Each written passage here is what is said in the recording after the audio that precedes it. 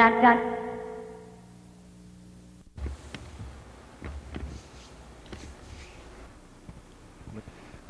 on?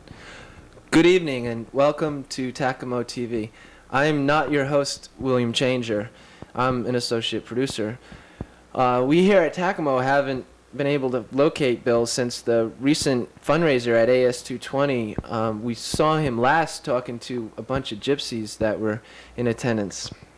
We've last seen him at the Tacamo fundraiser, and he was seen talking to some gypsies downtown, and that's the last time we saw him. He didn't show up, or we were supposed to meet him afterwards, and we haven't seen or heard from him all week, and we're getting very concerned about him.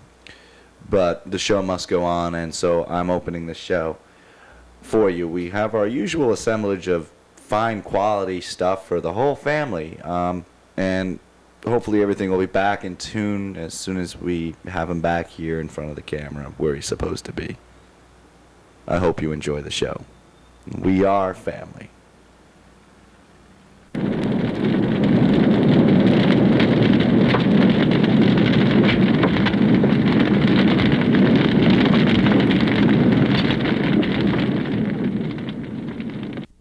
Our story so far. Jerry's in hell, even though he's alive. Vince is trying to help him escape. They got caught. Just as the excrement was about to collide with the air conditioner, Stephanie, object of Jerry's passion and personal secretary to Mr. Satan himself, showed up with an official pardon. If we continue this for 30 episodes without being canceled, it'll take the entire 5 minutes to do the introductory bit, and we won't have any time left to continue with the story. Nah, but by then, the show will have attained such amazing cult popularity. They'll have spun you and me off into our own series. Just act natural. Hi, boys. How's tricks? Hi, Stephanie. Same as always. Perpetual damnation. How's Satan? Oh, he's hell.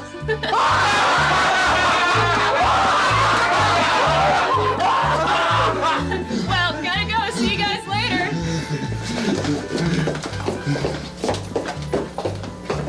Thanks for laughing at my joke. You made it look real natural. How do we get pardoned anyway? You didn't. I forged it. You what? I love you. Shut up! Quick, in here.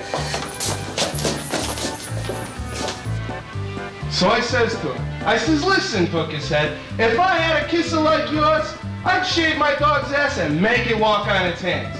No, that's not it. I'd wear it in front of my face. No, that's not it either. Get out. Ladies and gentlemen, Miss Stephanie Persephone, a grand lady who, when she sits around the house, I gotta tell ya, the mice are hunchback. No, wait a second. Out. Well, I'm afraid that's all we've got time for. But we'll be here for eternity, so please, if you must drink and drive, don't drive my car. Thank you, thank you. You're extremely beautiful people, and I'm not just saying that. Stephanie, I love you. Shut up. Look, Miss Persephone, you better level with us and tell us what's going on here. I don't know. Call it a compulsion. I'm not sure. I love you. Shut up. I guess I'm bored, you know? I've been down here, 1,000 years or something. It's always the same. At first I thought it was all right being singled out by Satan and all, but it's just boring. Lakes of fire, people having their entrails ripped out by pigs dressed as nuns. Tony Bennett live by satellite. It's all been done. But you, Jerry, you're different. I love you. You're a moron, but you're different. You've got life. You're alive. If your file hadn't gotten lost, you'd never even be down here now. You're the only other living person I've ever seen down here. Yeah, well, the kid's gonna be dead real soon unless we get him out of here. His body isn't gonna hang around forever with his soul running around down. Wait a minute. You're alive? What? Didn't I say that? But you've been here for 1,000 years. What about your body? What about... I don't know. I love you. Aren't you even curious? Yeah, a little. I just never thought about it. Get off my case, will you? Get off of your case. You've been here for 1,000 years and all of a sudden you never even thought about it. Get off of your case. I love you. Shut up! Sorry. You call that tormenting? I've seen episodes of Wild Kingdom that are significantly tormenting. Lady, were you tormented? Honestly, not a lot. It was pretty boring. Boredom? Tormenting? What is this? Do you recognize who I am? What do I have to do? Show you my American Express card? I'm the devil, and I'll tell you what torment is. That's torment, and there's more from where that came from, I'll tell you. Now I'm gonna go have a beer, and when I come back, I expect this woman to be experiencing torment. What gross!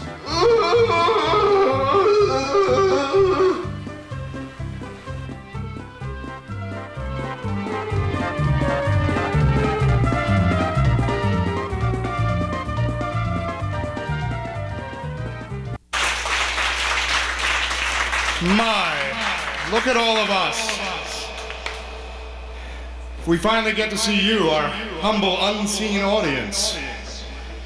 It's true, in a recent interview, our producer, Mark Hoodkind, and myself were asked, how many people watch Tacamo television? And we had to say, we have absolutely no idea. The cable stations have no way of checking, we don't have Nielsen ratings in the state, etc. So it is a great pleasure to see you all here.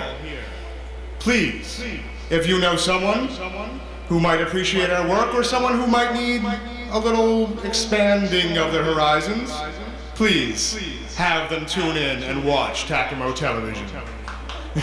And now, without any further ado, we have a gentleman who is a member of Guilty Children, a touring improvisational comedy group. He's appeared all over the East Coast. He is also the script writer for Jerry's Adventures in Hell. And this is his first stage appearance after a 4-year hiatus. Ladies and gentlemen, Max Burbank.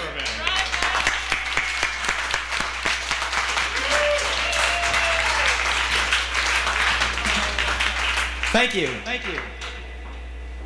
I'm either God or I'm in a bad Canadian science fiction movie. Can anything be done about the reverb? Thank you very much. The reverb is gone. Thank you. Thank you. We're off to a hell of a start here tonight. Well, how's everybody doing? Whew. Didn't really want to start like that, but unfortunately you have to. It's in the union rule book. You get it when you start out, and right there, Chapter 1, Stand-Up Comedy Handbook, taking the stage. Chapter 1, get up, grab the mic, and say, hey, how's everybody doing? And then let yourself be washed by an enveloping silence. So, got you warmed up now, and it's amazing, ladies and gentlemen. The feeling that I'm getting off of you, it's amazing. The room is so warm with love right now, and I think I know what it is. It's love left over from the Jerry Lewis telethon, isn't it? I can still feel it. Thank you. Thank you. All right then. I just returned from a tour of the Deep South. Actually, I got back in March, but for the purposes of this joke, I just returned from a tour of the Deep South. And the thing about the Deep South is once you perform there, it's a real thrill to get back and perform for a human audience, which I really enjoy doing when I can. I don't know if any of you are from the South, but when you tour the Deep South with a comedy group, the only places you can get booked into are little clubs outside of Army bases. And the way that you know when you're approaching an Army base in the Deep South is you're driving through shit all nowhere, and suddenly there's a porno bookstore. And you know right around the corner is an Army base. And you know, you do know, you know and I know, and we have a thing between us. It's amazing. It makes me want to do this with my hand. Who knows? It's very hard to say. But the thing is, ladies and gentlemen, that they loved us at the Army bases, even though we couldn't stand them. It didn't matter. We're a touring comedy group and they don't get much entertainment, and you perform for this human wall of jarheads, like 8,000 people out in the audience, and no matter what you did, they loved it because you were there, and they responded exactly the same to everything you did, which was to go, "Aah!" which I guess was positive. But it didn't matter. Thank you, you've been in the Army. But it's frighteningly realistic for you, because it's the thing it's an empathy that you and I have, sir, the empathy that makes me want to do this with my hand. Thank you. Well, you know, I'm back now, and I've been touring with a group, and I haven't done solo, but I've been hosting the shows, so that's sort of like solo. And the thing is, everybody today, these days, knows what stand-up comedy is all about, and the reason for that is cable television. Now, Here in lovely Providence, Rhode Island, you have Tacamo Television, he said, plugging the product. But in Boston, we don't have that. And late night cable, you only have 3 choices. And one of them is the cable guide, which appears on every single channel that you can't afford to pay for and lists the things to taunt you with. Now, the other thing is 8 or 9 different episodes of the Morton Downey Jr. Show, or as I like to refer to it, sign number 3 on your list of omens for the coming of the Antichrist. Right after the attack of the giant earthworms with Leo Biscaglia's head! Thanks, Mom. Thank you. But the third thing that they have a lot of is stand-up comedy shows. Really cheaply produced stand-up comedy shows. And so now everyone's seen them and everyone thinks stand-up comedy is really, really easy because those comedians really, really suck. And yet everyone laughs because it's really, really television. And you can really, really push a button and people will really, really laugh at you because it's on tape. Thank you. But, ladies and gentlemen, I have to tell you, sometimes you guys, you're a beautiful crowd, you are, and I mean that when I say that. You're very, very beautiful. The love coming off you, we've been over it, we're doing this with our hands. Now, I performed in New Hampshire recently, which I like to think of as a little pocket of the Deep South in New England, and I was there, and it was around election time. You all remember election time, don't you? Oh, yeah. That was when we got our 4-year invitation to hell. And the senseless, boring, mind-numbing repetition of a George Bush speech broken only by the stupidity of his running mate, otherwise known as the walking impeachment insurance policy. It's funny, I can't remember where I am now. Anyway, it was around election time, and I told a little wincy joke, a little wincy light joke about George Bush. Just a tiny thing. And this guy, about as far away from me as my friend right here is, stands up in the audience after I tell my weensy little George Bush joke and goes, "Hey, fuck you! What about Willie fucking Horton, huh? I mean, revolving door, fuck you, Willie, fuck Horton, fuck Willie Horton, fuck you, man!" I hate it when my dad comes to the show. Thank you, that's the cheapest joke I know. Thank you very much. Thank you, that setup is right in the book, ladies and gentlemen. Thank you. Thank you. So I was reading in a book the other day, he said with no segue whatsoever, that a dog has such a sensitive sense of smell that it can detect like 1 particle in a billion and recognize it. So what I'm thinking is, when you're driving down the highway, right, and you see a pickup and some big old dog has got his head out the window, the air is like jamming 8 billion pieces of information right up through his nose and into his brain. And he looks stupid, right? But this is like a dog acid trip. And when you see that dog with his head out the window, he's there going, "I know everything!" Thank you very much. Thank you.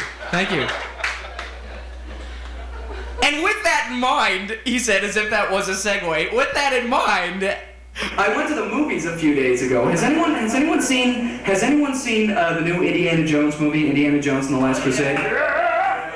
Well, thank God, otherwise this bit wouldn't work, would it?